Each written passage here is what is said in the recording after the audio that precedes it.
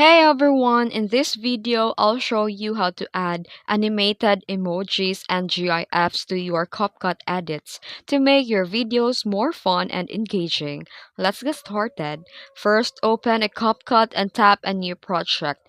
Here, import the video or photo where you want to add emojis or GIFs. Then on the bottom toolbar, tap Text. Then tap Stickers or Emojis and browse through the emoji list and pick one that you like. Drag it into the timeline and position it on your video.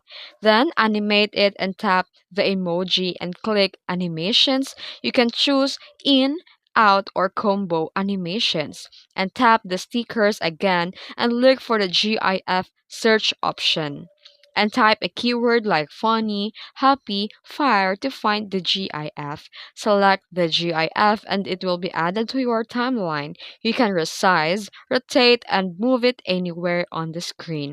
You can now adjust how long the emoji or GIF stays on your screen by dragging the timeline bar. And that's it.